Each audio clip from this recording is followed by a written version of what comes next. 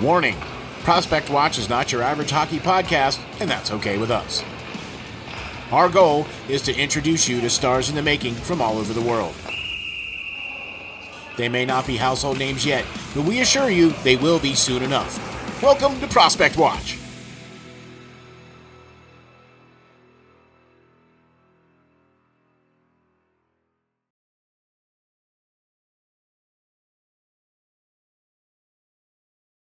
Ladies and gentlemen, welcome to the next edition of Prospect Watch with your host, Lance Green. All right, guys, back again for another edition of Prospect Watch, a podcast that focuses solely on the discovery and promotion of some of the best young talent in the game today from all regions of the world. As Steel said, I'm your host, Lance Green, and of course, joining me is Steel. Steel, how are you? Oh, man, I'll tell you what, I'm doing great. I am fired up, boy. We got just what you just said, a fine young talent sitting in here with us tonight. We definitely do. Tonight, we have a member of not only the Halifax MooseHeads of the Quebec Major Junior Hockey League, but a member of Team Canada's Hlinka Gretzky Cup gold medal winning team, forward Liam Kilfoil. Liam, how are you? And thank you so much for joining us tonight. I'm good. Thanks for having me. Yeah. All right, man. We appreciate you being here and taking your time out of your busy schedule because we know that it's getting right about that time, right? You know what I mean? Getting ready to start lacing them up and get rolling, right? Yeah, no problem at all. All right, good deal.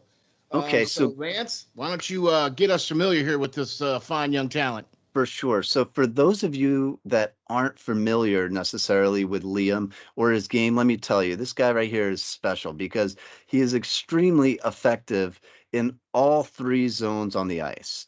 But I guess if I had to pick my one thing, Steel, that I would say that stands out to me about him more than anybody else in this draft class is the fact that he's able to enter the zone and create scoring opportunities, like get in the position. I don't know how he does it, breaks through the defense, just gets in the zone, sets up some amazing play, and gets scoring chances at will. I mean, he makes it look easy still, I tell you that.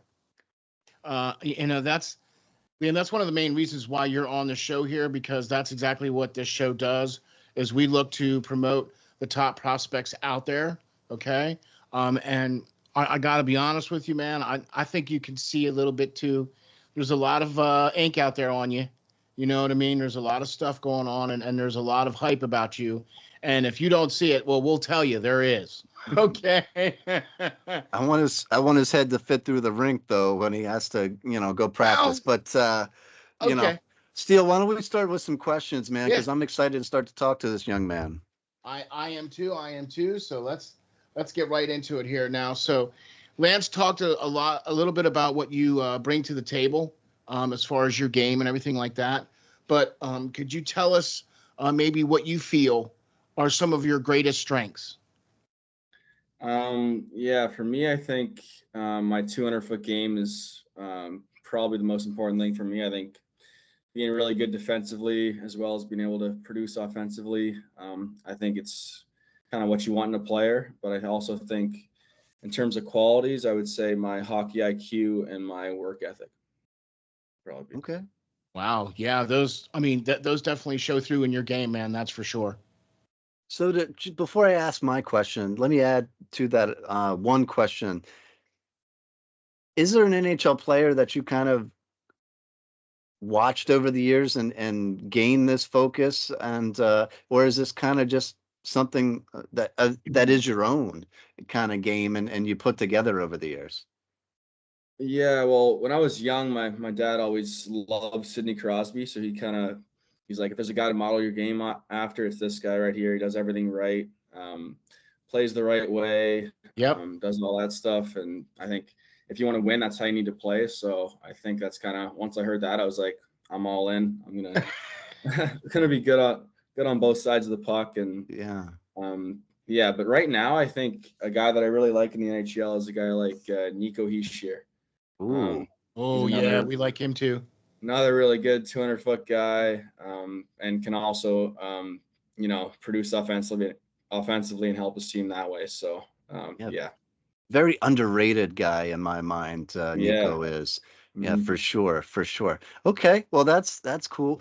Now, for my question, can you speak on your first impression, getting to play last season in the Q for the very first time as a 16-year-old kid, coming in and not really knowing what to expect, and how you progressed over that season to lead into this one.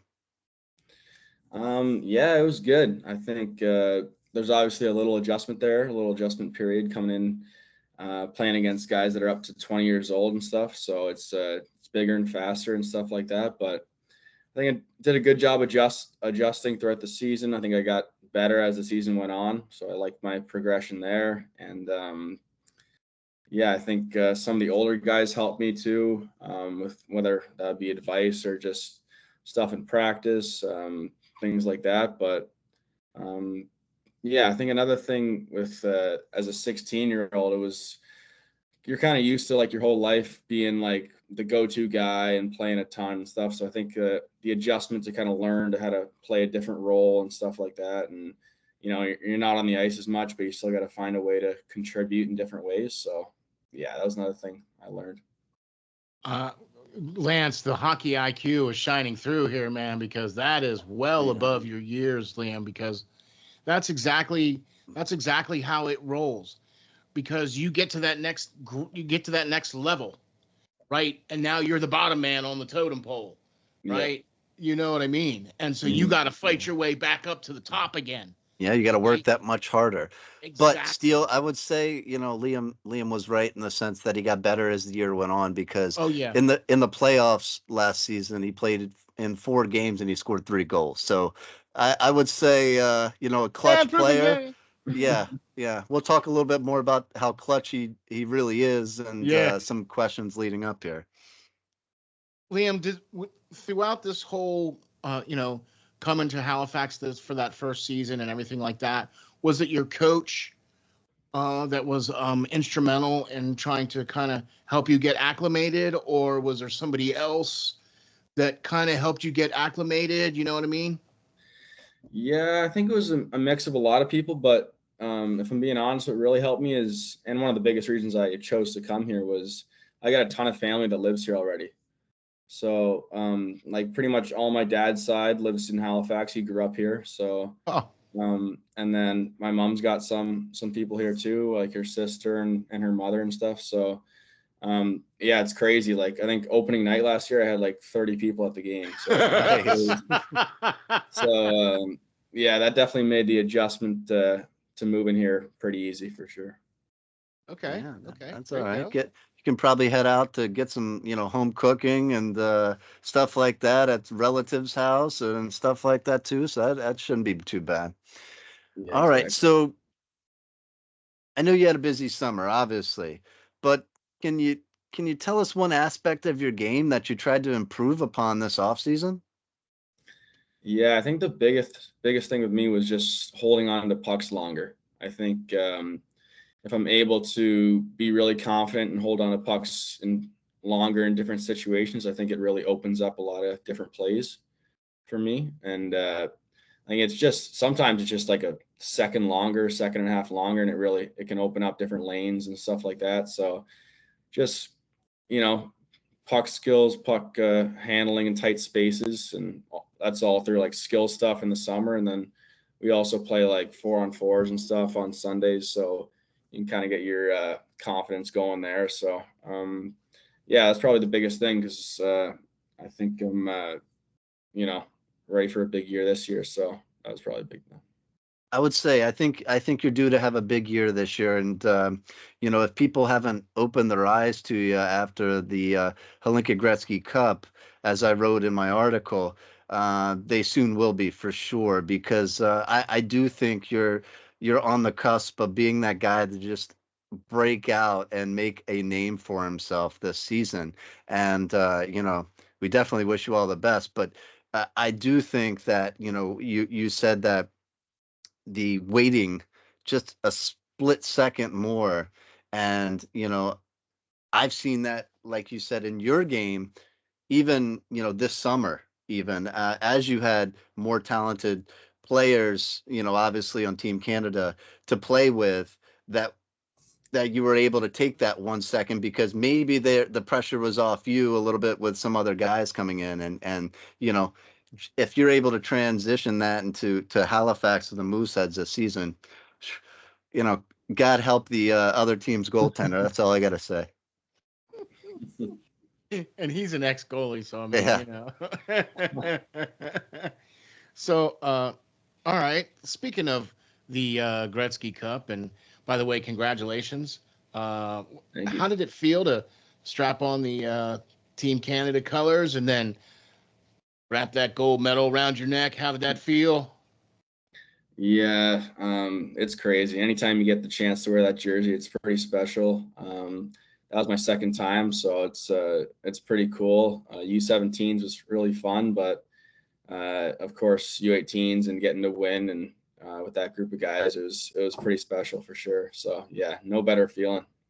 Awesome. Congratulations. And speaking of those group of guys, did you kind of find any chemistry with anybody, or did you was there something that kind of impressed you about somebody that you played with? Well, I think my line for most of the tournament was me, Romano, and O'Brien. Yeah. So we had pretty good chemistry throughout the whole tournament. Worked well together. But off the ice, like for some reason, I always get along really good with the French guys. So Okay. like Emile Guite and Alex Wang and those guys, we had really good chemistry off the ice. Another guy, Cameron Reed from Kitchener. Mm-hmm. Oh, yeah, So, yeah. yeah, those are probably some of my closest guys on the team. Cool. Okay. Are you bilingual? Yeah, pretty much. Okay, that could be a reason why.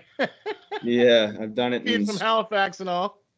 Yeah, I've done it in school since like third grade. So. All right. Well, yeah, as long as you can talk trash to the other players across the face-off dot and stuff, that's all that counts. Yeah. So, Yeah, exactly.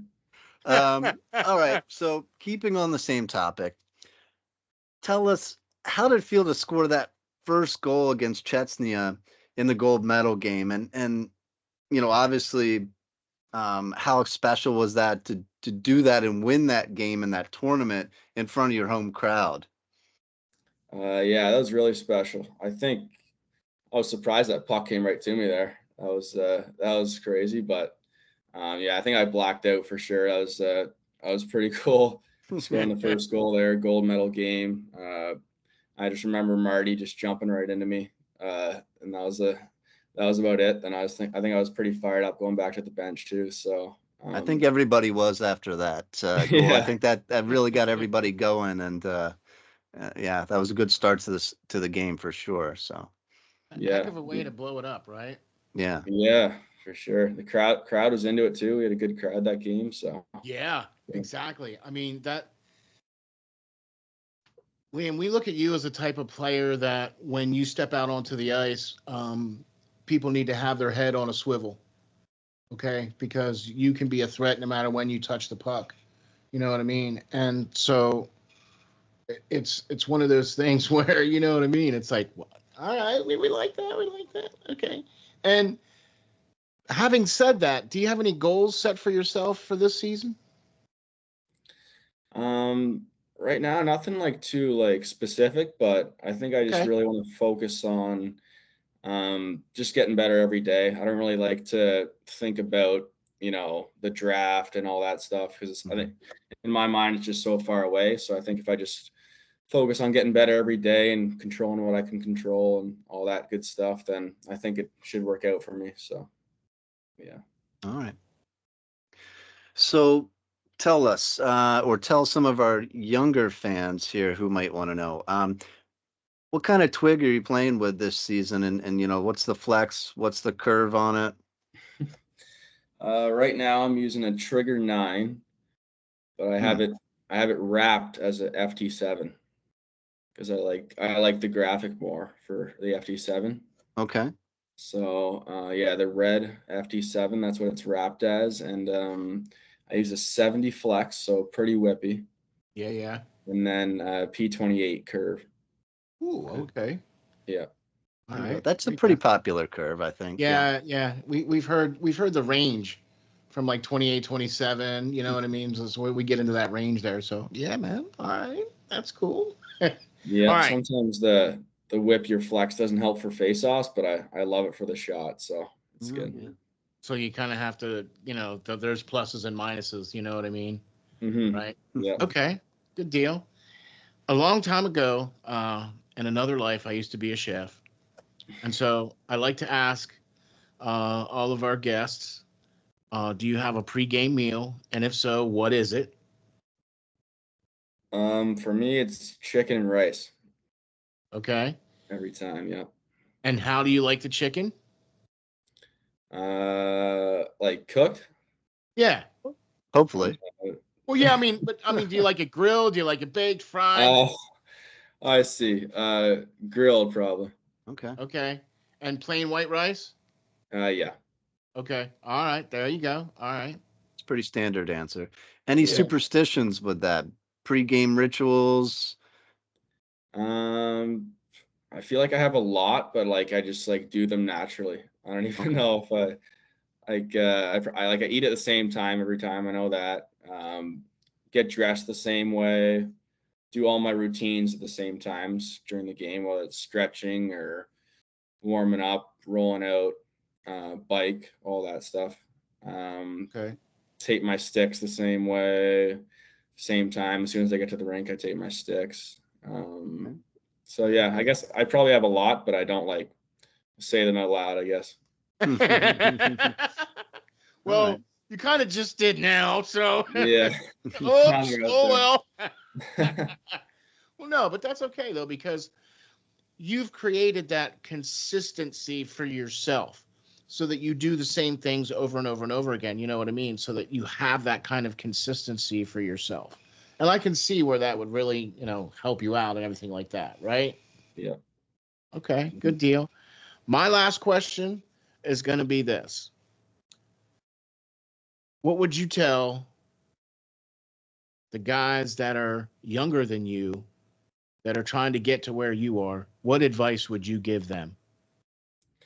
I think the biggest thing is just outwork everyone. Like people, I think a lot of times think they're really good or think they're whatever. They don't need to keep working because they've got everything. But I think if you always find ways to get better, never be satisfied, and just kind of outwork the guy beside you, because I think a lot of times, whether it's coaches or scouts, they'll take a guy who works harder and does things the right way over a guy that he might be more skilled but doesn't have the same work ethic. So I would say that's probably the biggest thing. Okay. There you go, man. There you go. That is a wise answer for sure. Well beyond his years. Yeah. All right. So give me your most impressive opponent. One guy that had you on, up on your skates every time you stepped out on the ice with him. Could be in the queue, could be during national competition. Geez, it's kind of hard. Let me think here. I think you already named some of your friends there that you played right? against. That might be a little hard to go up against, but yeah. I played against Gab a couple of times. He's really good. McKenna. I played against him in Canada games, but I played with him more though. But he's obviously a very special player. Okay. Who else? we can take that. I mean, we can take that for an answer. Hey, yeah, that's an answer right there, to be honest with you, man. Right. For real. I've had a chance to play with Cataford too, who was our MVP last year in our league, and going against him in practice and stuff, he's very good. So, and he'll run you over too. Like he doesn't play soft. Even in practice. Oh yeah. So, yeah. Gotta watch out. He's definitely a guy you don't love going against in battles and stuff too. So yeah, he was really good. Only gonna make you better, that's for sure. Yep. All right, man. Well, we know you started camp. good luck to you this season. We can't wait for, the season to really get underway here. And hopefully we can maybe check back in with you later, maybe towards the end of the season, maybe in the after the playoffs, hopefully, and heading up towards the draft. Yeah, for sure. Yep. All right. Yeah, man, we would love to hear from you, dude. We'd definitely like to. We'll be watching you. We'll be keeping track, and you know what I mean. And that's what we like to try to do here, as try to promote you out as well too, in your game and everything like that too. So, and we really appreciate you being here, Liam. Thank you very much. For sure. Yeah, And thank you guys, yeah, and guys, definitely check out the article on the website, SteelFlyers.com. It should be a link in the bio section of this video.